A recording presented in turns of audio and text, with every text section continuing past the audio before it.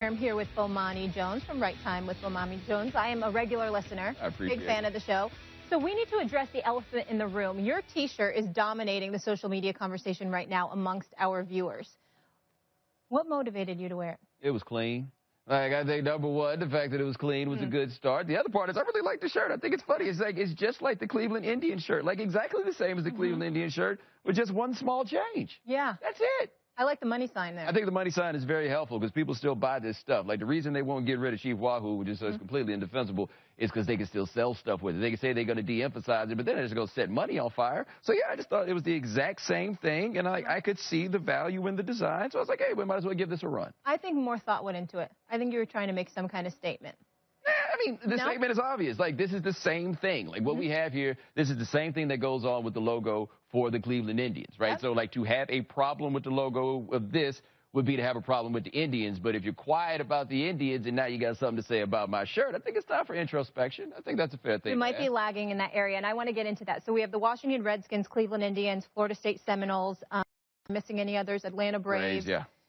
Do you think it's time that there's a change, that ethnicity, skin color, race should not be a team mascot? Yeah, well, I feel like there's a certain level of nuance, like the Florida State thing with the Seminoles has levels that I don't fully understand. But like the tomahawk on the Braves jersey, I grew up rooting for that team. There's no defense for doing that. Like the Indians logo, there's no defense for doing that. It is the whole purpose is, well, why would you make these people a mascot? Well, it's based on the stereotypes that we've had of them in the past. So what would be the justification for keeping them with a need? And then Washington, where it's just a slur, a flat-out slur.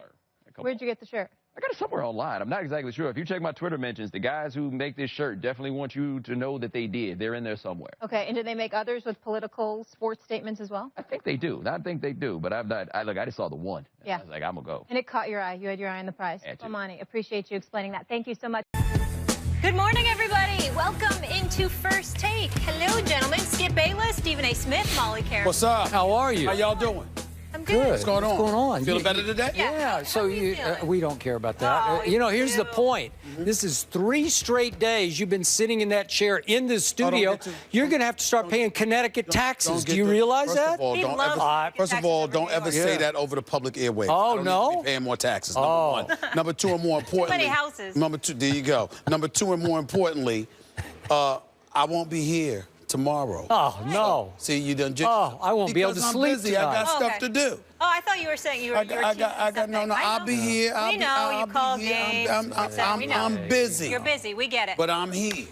You are here. This is a total upset. I'm a little off balance because you're really. Here. I'm so used to debating that big virtual head of yours. Yeah. You're usually so he's probably going to get you again. He's going up against the man. Here we go. Speaking of the man, Jerry Jones. Good. So, I like that reference. That was good, Molly. Way to go. NFL You're off to a hot start. Finally said that there is a link between CTE and football, and Jerry Jones is not having it. Here's what he had to say on the subject. No, that's absurd. We don't have that knowledge and background and scientifically, so there's no way in the world to say you have a relationship relative to anything here. There's no research. There's no data. We have millions of people that have played this game, have millions of people that are at various ages right now that have no issues at all, none at all. So that's where we are. Jones did add that he's very supportive of efforts to make the sport safer, but clearly he is not buying this link here, Stephen A., between CTE and football. My immediate response, no, I do not. My immediate response would be that the families of Junior Seau, of Dave Durson, of so many others, Mike Webster and beyond, obviously would feel differently. And I think based on that alone, to come out and say something along the lines that, and not something along the lines, he said directly that it's absurd, I think highlights the level of insensitivity some of these billionaire owners in the National Football League may have as it pertains to this issue. I do support Jerry Jones saying that more research needs to take place, that we don't know definitively the extent of the connection between some of the injuries on a football field, head injuries, and CTE. I get all of that, but when the league has exercised strenuous efforts to bring attention to injuries, to head injuries in particular, when you have retired players suing, when you have the league at one time trying to settle, attempting to settle and dole out in excess of $765 million to address the issue of concussions and folks suing the league because of the trials and tribulations that entails. Ultimately, a judge basically pushed that out, and that's something that's going to be revisited. The fact is that it's anything but absurd. And when you look at it from that perspective, and the fact that the league is doing what it does, if you're Jerry Jones and it's so absurd, then why have all of these new restrictions been placed in the league? Why is the league so meticulous and stringent in enforcing rules and regulations that would curb the issues of concussions in the National Football League? Clearly, there's some kind of connection. Is it direct? Is it all that involves concussions and beyond? Of course not. There's more to this than meets the eye. And Jerry Jones is absolutely right when he says more research needs to be done. But to use the word absurd is to imply that there is no connection whatsoever, that one has nothing to do with the other, and he should know better than articulating and verbalizing that point of view to the masses. All it shows is that all of those years where folks suspected that the NFL knew something and tried to sweep stuff under the rug, and that they weren't paying rapt attention to this issue, and as a result, that has something to do with the sufferings that NFL players have incurred. I'm not saying that that's what they were doing. I'm saying quotes like this give substance to the argument that they must have known something, and even more importantly, that they cared even less. And I don't think that Jerry Jones was thinking about that when he made this argument. I know he's the owner of the Dallas Cowboys, but I'm not joking here. Yep. Because I do respect Jerry Jones, and I think he's a brilliant businessman and he's a brilliant marketer. But I think that his comments were ill-advised, and I think that he should retract those words. Absurd. I hear what you just said. Before I answer Molly's initial question, allow me to say, are you believing that Jerry Jones did one brief media session yesterday at the owners' meeting, and in that brief session, he didn't make one or two, he made 3 national headlines in just a matter of minutes on CTE, Greg Hardy, and Johnny Manziel? This guy is unbelievable. You want to talk about a machine, a headline machine? This guy's it, sometimes for all the wrong reasons, like you say. Remember, Jerry Jones was a plunger in the oil field. That's how he made enough money to buy the Dallas Cowboys after going broke a couple of times before striking it rich. By the way, can I interject for 1 second? When you say broke, what does that mean? That means he lost it all. Okay. He told me the great story that I used in my first Cowboy book about he was at Love Field and presented his credit card after he landed at the old, it's the site, do you know Love Field in Dallas? And presented his credit card to a woman behind the rent-a-car counter, and she looked at it, she checked it out, and then she took her scissors and cut it in 2 and handed it back to him and said, "You're busted, you know, like you're broke." And he said, "I hit bottom that day. I didn't have a penny to my name. I couldn't even rent a car." Okay, so that's what happened. And then he started over from scratch, and you know how it is in the oil fields, and you plunge again somehow and you strike it rich. Got it. So that plunging mentality sometimes gets him in big trouble during interviews because he is willing and known and has a propensity for plunging. In this case, upon cross-examination about the other remarks that he made that Molly has already read, he was pressed about, now wait a second, Jerry, is there a link? Are you saying there is or isn't a link between CTE and playing football? And that's when the word popped out of his mouth. That's absurd. Okay, that was the one flash word of everything that Jerry said about CTE that made the headline.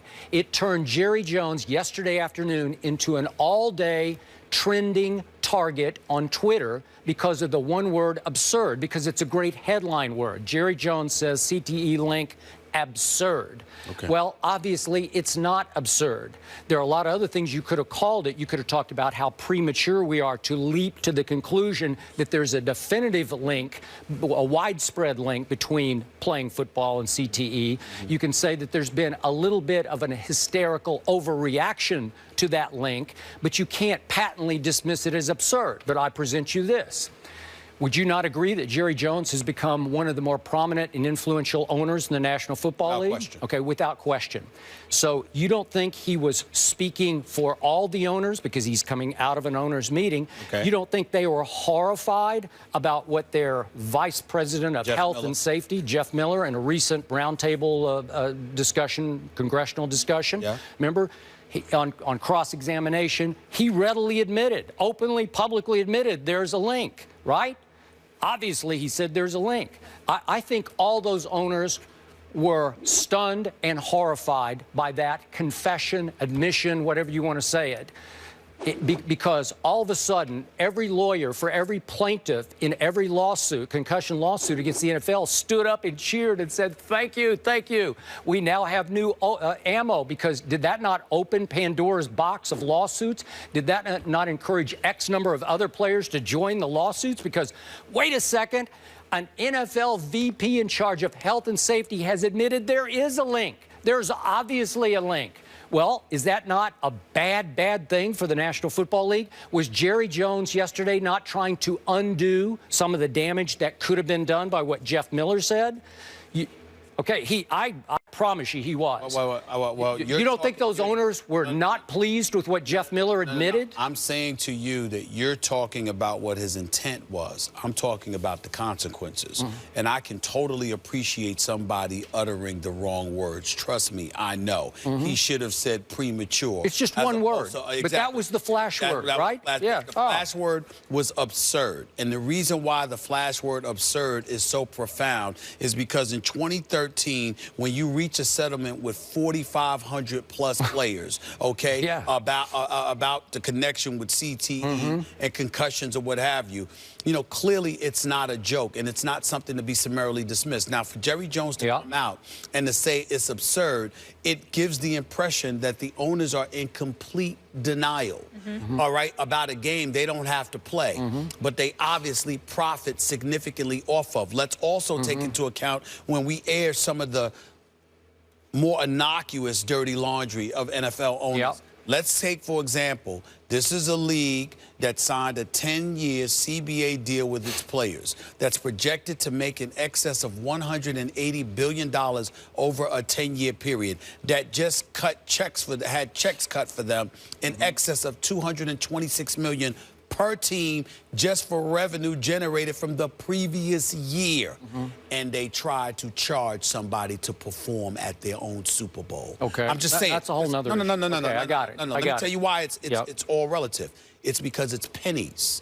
And look at what you're trying to get. So if you're going to be that way with something so close to nothing to you, imagine how you're going to be over an issue like this. Okay, I got it. That's the point. By the way, won't most entertainers pay to play on that stage at the halftime of the Super Bowl?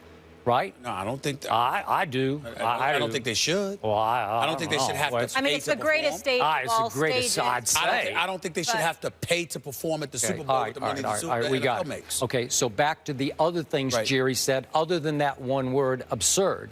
He said, and I quote, "We're not disagreeing with the premise that there is some link between CTE and playing football." But he said, we're just basically saying the same thing. We're doing a lot more research. We need more research. He said, we're funding that research. We're promoting it. Very supportive of that research. And then he goes into the point, and this is a great point, and I agree with this point.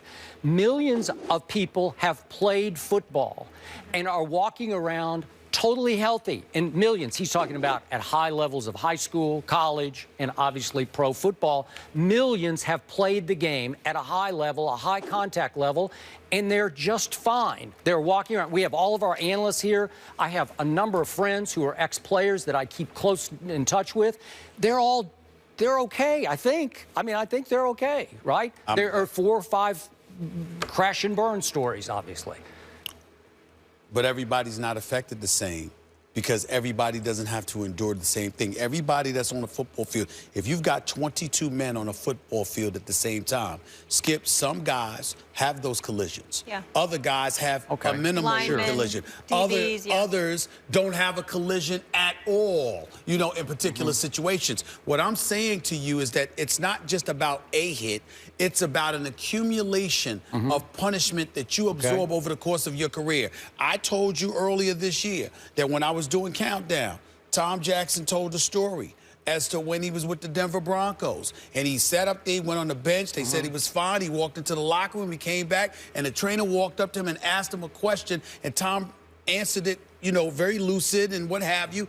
And then the guy said, "You're out. You're done." Okay. Because he literally forgot 20 minutes of his life that he'll never get back. I'm saying to you this, now Tom Jackson works here. And he seems pretty good right now. He seems absolutely fine. Yeah. I'm telling you, but to another person, those 20 minutes could lead to something else. So that's disingenuous on Jerry Jones' No, it's not. No, it's not. And he also said some people can walk around with some brain damage. You can have some damage and function just normally. You don't have memory loss. You don't sink into depression. But it is disingenuous if you use the word absurd. I said that was the wrong word, but all of his other points were valid to me and fair. But the point, but the absurd, I know it's just a word. Trust me, I'm trying not to hold him accountable for that. But the reason why it's so profound is because he follows it up by justifying why he believes it's absurd. And I'm saying that's a bad connection. And not only that, it elevates the level of insensitivity that he, and as you acknowledge, possibly speaking for other owners,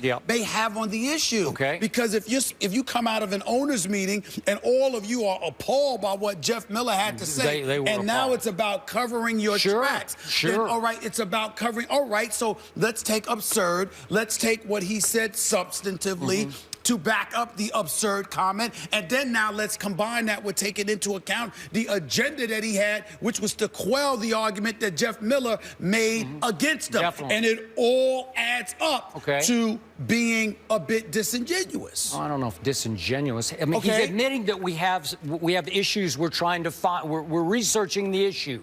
It's premature to leap to the conclusion that everybody who plays football is in high danger of suffering long-term CTE. Well, listen, Merrill Hodge and others have educated me about this, and Merrill Hodge was staunchly against you know, Dr. Amano with the concussion issue. Amalu, I'm sorry, right? You know, he was very enlightening when it comes to that. So I get where you're coming from. What I'm touching on is the objective and the agenda that Jerry Jones had when he made that statement. If you combine that with what you said, him speaking on behalf of the other owners, it smells. It smells. I'm going to refer one more time. I brought this up when we did the concussion movie discussion just before the movie opened. Remember that? When you had your interview with Will Smith. Yes. Terrific. Okay, there was a great Slate.com piece by Daniel Ingber, and I referred to what he pointed out in here, a 2012 study of several thousand NFL retirees conducted by researchers at the National Institute for Occupational Safety and Health. And it found that former football players live significantly longer than race and age match controls. Well, that's stunning to me because they live longer because they come out of their careers much healthier in in overall body health because they're in such good shape, and they're prone to live longer than similar other males in their categories. Do you see what I mean? Yes, I do. Okay, and then he debunked some of the impressions left by the movie. He went into the backgrounds of the 5 players focused upon who were, did you say they're all, I think they're all suicide victims in the movie? Is that right? You mentioned. Yeah, pretty much, yeah. But he went into the psychological issues all of them had beyond CTE or before CTE set in. And he's not saying that it wasn't caused, that a suicide wasn't caused by CTE, but they all had so many other psychological issues from childhood on, and he broke it down, and it's pretty compelling. I recommend anyone to go look it up, the Slate.com piece. Let me throw out before we end this segment. It's going to appear as an apples and oranges comparison, but stay with me on this. When we were talking about the Deflategate and Tom Brady the other day, you said if you were Tom Brady, you'd fight to the death. Your reputation is on the line, your integrity, et cetera, right? Well, let's, from a macro perspective, look at this issue. If the NFL found this to be so absurd and what have you, would they have tried to settle for the $765 million? Would the rules and regulations that have been implemented over the past several years, I think the NFL told me at the time the concussion movie came out, there's been like 39 rules changes and various modifications. They just highlighted how they put forth, I don't have the email in front of me. I got it. But they highlight how they put forth their due diligence to address some of these concerns. If there was no connection and it was absurd, then why do all of this? I'm saying same principle. You see what I'm saying? Yeah. In terms of Tom Brady with Deflategate, this with CTE. If there was no connection, no substantive argument to speak of, why would the NFL take this position? Because it's possible that there is a connection. Is it the only thing that causes CTE or something like that? No, nobody's equipped to say something like that. But to act as if there is no connection, like it's literally healthy and it's okay for heads to be banged. I don't think they're saying that, despite the absurd word. I don't think any owner is taking that position. Well, I think they're all saying we have a huge concussion problem. They're not sure because the research hasn't validated. Does concussion suffered as a pro football player lead to long-term CTE that could lead to a suicide or a premature death? That's what they're not sure about. I'm saying you think they're not. You think they're not saying that. I think they are saying that, even if they don't believe it, to quell the momentum of potential lawsuits coming down the pike. They could lose a whole lot of money. But that's where I'm going. And see, I'm trying to say to you, I get your argument, but I think you're giving them too much credit because you're not really embracing the fact that, excuse me, even if they sided with you, even if that was their intent, even if that's what they feel in their heart, they're going to deny it to the nth degree to quell the momentum of potential lawsuits coming down the pike. And that, to me, is what brings everything Jerry Jones said into question, not just about him, but about every owner in the league, because that's their agenda. No, I got it. And what I want to know is how much money they're putting into it, how much research they're doing, who's behind it, how much more they're going to pump in. They put millions into it, according to what they told me. They've supported research in that regard. There's about 39 rules changes. There were additional modifications. Changes, but we need more money. But a lot of safety upgrades in the equipment, obviously. They made a concerted effort. When they knew I was sitting down with Will Smith, I spoke to them the morning that I interviewed Will Smith, and they put out their case about what they're doing to address the issue, which to me makes Jerry Jones' comments that much more alarming. Alarming. I don't know if I think they're predictable. You don't think, as a prominent owner spokesman? You know why I don't think the word predictable applies? Because predictable elevates the level of cynicism and skepticism we should have towards them for him saying such a thing. So I expected him to be smarter than saying what he said. Well, again, he had some, to me, valid points, except for absurd about the link. Well, some of that's absurd to say it's absurd. Well, yeah, some of those valid points brings in more skepticism. We'll leave it there. Let's hope the research just keeps coming and the money to fund it. Yep. The Thunder, Russell Westbrook put on a show last night. They have now won 5 straight. What do you guys think? Are they turning things around here as we head into the postseason? You guys will discuss.